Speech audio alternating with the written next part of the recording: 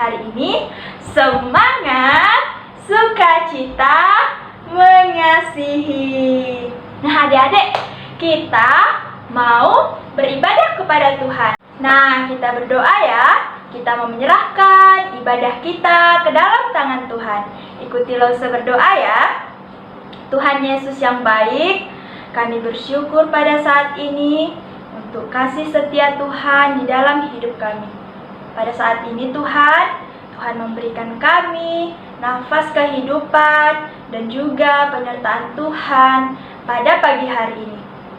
Tuhan, sebentar kami mau memulai ibadah kami. Kiranya tangan Tuhan yang menuntun dan memimpin. Biarlah ibadah ini dapat berlangsung sesuai dengan rencana Tuhan. Terima kasih Tuhan. Dalam nama Tuhan Yesus kami berdoa. Amin. Nah adik-adik, kita mau memuji Tuhan. Kita mau meninggikan nama Tuhan. Karena Tuhan kita itu lebih tinggi dari apapun juga. Lebih dalam kasihnya daripada lautan yang ada di dunia ini. Bahkan kasihnya lebih indah daripada pelangi. Kita nyanyikan satu pujian setinggi-tingginya langit. Ikuti gerakan saya.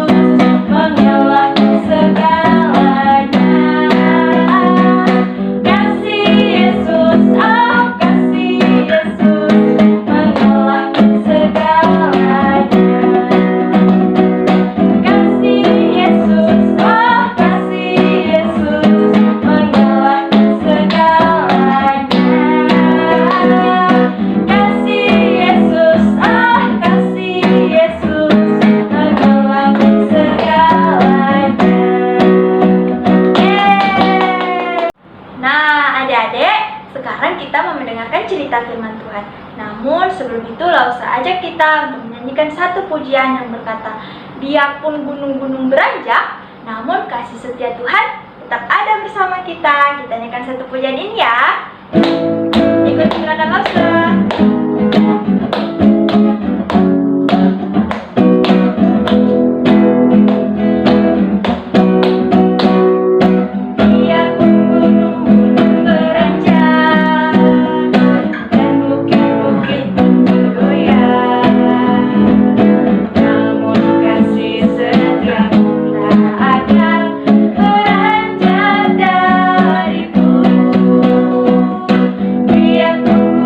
Gunung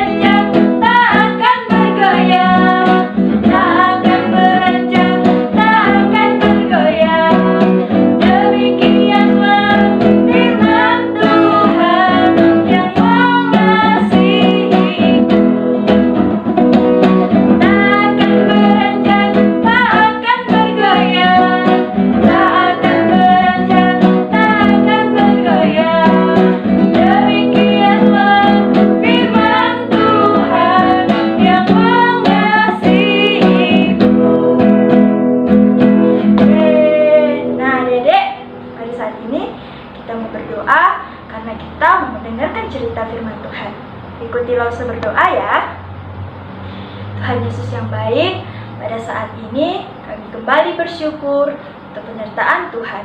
Tuhan, sebentar kami mau mendengarkan cerita firman Tuhan. Berkati kami, biarlah kami dapat mendengarkan dengan baik. Terima kasih Tuhan, kami serahkan doa ini. Dalam nama Tuhan Yesus kami berdoa. Amin. Seorang bayi dan semak belukar. Mesir dipenuhi orang Israel. Firaun yang baru takut orang Israel akan menjadi terlalu kuat. Maka ia memperbudak mereka dengan sangat kejam.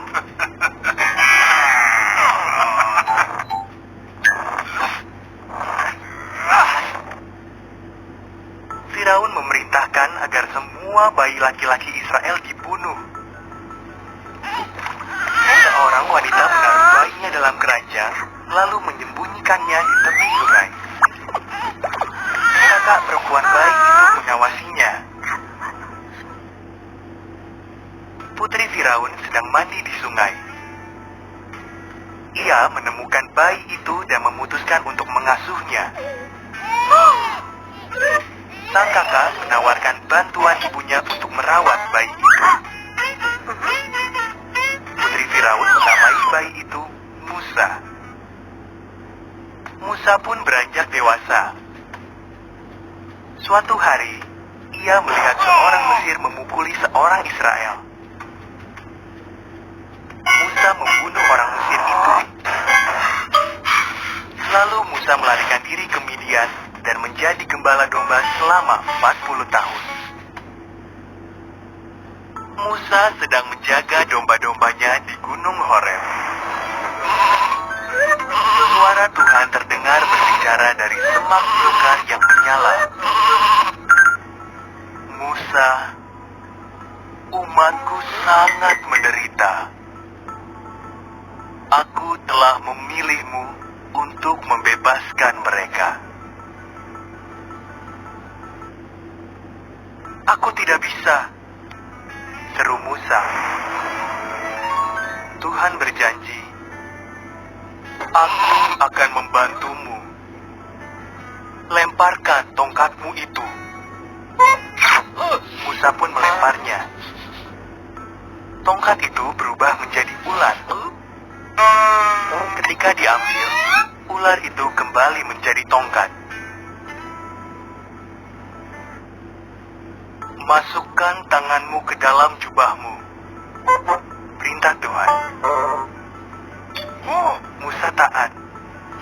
Lalu dia melihat tangannya penuh luka penyakit. Saat dimasukkan lagi, tangannya langsung sembuh kembali. Perlihatkan itu kepada Firaun, perintah Tuhan. Aku tak pandai berbicara, kata Musa. Aku akan memberimu kata-kata, jawab Tuhan. Abangmu Harun bisa membantumu. Maka Musa pun menghadap Firaun untuk meminta orang-orang Israel dibebaskan.